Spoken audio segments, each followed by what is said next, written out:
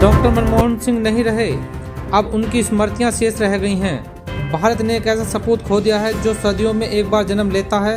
Doctor Manmohan Singh को आज देश सिर्फ बतौर पूर्व प्रधानमंत्री याद नहीं कर रहा, देशवासियों के सामने पिछले 4-5 दशक की वो पूरी कहानी रील की तरह घूम रही है, जिसमें डॉक्टर मनमोहन सिंह का काम, राष्ट्र के लिए उनका योगदान, उनका सरल, सहज और कर्मठ व्यक्तित्व लोगों को याद आ रहा है। रिजर्व बैंक के गवर्नर से भारत के वित्त मंत्री तक और वित्त मंत्री से प्रधानमंत्री तक, इन्हीं 3 तस्वीरों से जुड़ी मनमोहन सिंह की यादें करोड़ों हिंदुस्तानियों के दिलों में हैं, जो आज राष्ट्र के प्रति उनके योगदानों को याद करते हुए श्रद्धा के 2 पुष्प अर्पित करना चाहते हैं। 3 पीढ़ियों के जहन में डॉक्टर सिंह। हिंदुस्तान की 3 पीढ़ियों के जहन में डॉक्टर मनमोहन सिंह के 3 अक्ष हैं। आम हिंदुस्तानी से उनका परिचय नोटों पर दस्तखत की शक्ल में हुआ था, जब हर हिंदुस्तानी की जेब में पड़े करेंसी नोट पर उनके दस्तखत हुआ करते थे। फिर वह दौर आया जब मनमोहन सिंह आर्थिक उदारीकरण के शिल्पकार के तौर पर हिंदुस्तानियों की यादों में बस गए। और फिर एक दौर वह भी आया जब मुल्क की सबसे बड़ी कुर्सी पर रहते हुए सूचना के अधिकार से लेकर रोजगार के अधिकार तक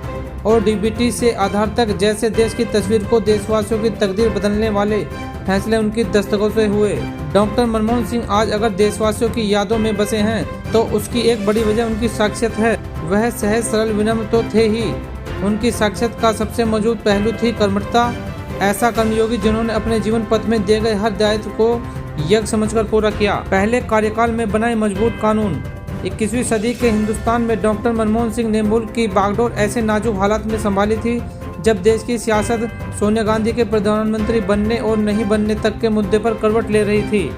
सोनिया गांधी की ओर से दी गई उस जिम्मेदारी को डॉक्टर मनमोहन सिंह ने पूरी ईमानदारी और कर्मठता से निभाया। अपनी पहली पारी में ही डॉक्टर मनमोहन सिंह की सरकार ने गठबंधन की सरकार की तमाम मजबूरियों और दबावों के बावजूद देश के गांव, गरीब, मजदूर, किसान के कल्याण की दिशा में काम किए। सरकार में आने के पहले ही साल में मनमोहन सिंह ने मनरेगा जैसा कानून बनाया। राइट टू इन्फॉर्मेशन से लेकर राइट टू एजुकेशन तक के कानून के लिए देश हमेशा मनमोहन सिंह को याद करता रहेगा।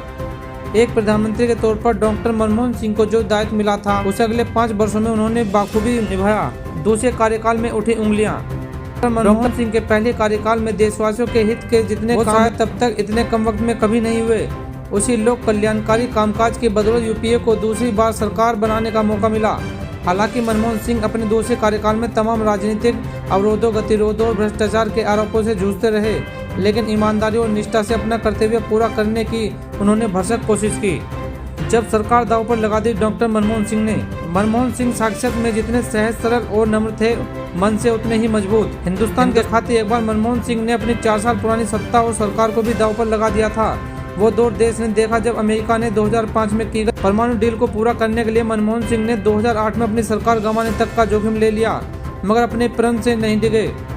हालांकि वक्त के साथ उनकी सोच पर सियासत की मजबूरियां लादी जाती रही और फिर दूसरी बार पीएम बनने पर मजबूत मनमोहन थोड़े मजबूर हो गए। ये वो दौर था जब मनमोहन सिंह दूसरी बार प्रधानमंत्री बने और देश की राजनीति में घोटालों और भ्रष्टाचारों के कंधे पर सवार होकर सियासत फुंकार रही थी। संसद का कोई भी सत्र घोटालों और भ्रष्टाचारों के विरोध में हंगामे के बिना नहीं गुजरता था। गठबंधन की मजबूरी और सरकार की जरूरतों के बीच संतुलन बनाते हुए मनमोहन सिंह ने कभी लक्ष्मण रेखा का उल्लंघन नहीं किया। लेक्चरर से शुरू हुआ था करियर। पढ़ाई लिखाई के शौकीन और अर्थशास्त्र के माहिर मनमोहन सिंह कैम्ब्रिज से अपनी डॉक्टरेट पूरी करके 1957 में भारत लौट चुके थे। पंजाब यूनिवर्सिटी में उन्होंने अर्थशास्त्र पढ़ाना शुरू किया, पहले लेक्चरर और फिर रीडर और फिर प्रोफेसर।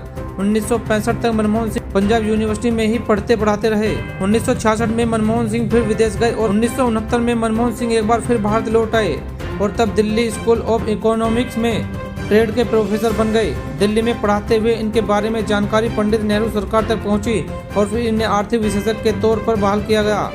दरअसल डॉक्टर मनमोहन सिंह अपने वक्त के ऐसे आर्थिक विशेषज्ञ थे जिन्होंने कैम्ब्रिज जैसी यूनिवर्सिटी से विशेषज्ञता की बड़ी से बड़ी डिग्री हासिल की थी।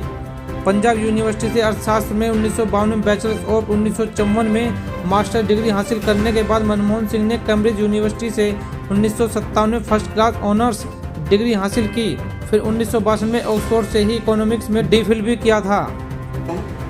देश विदेश की खबरों से जुड़े रहने के लिए हमारे चैनल को सब्सक्राइब करें, लाइक करें और कमेंट्स करें।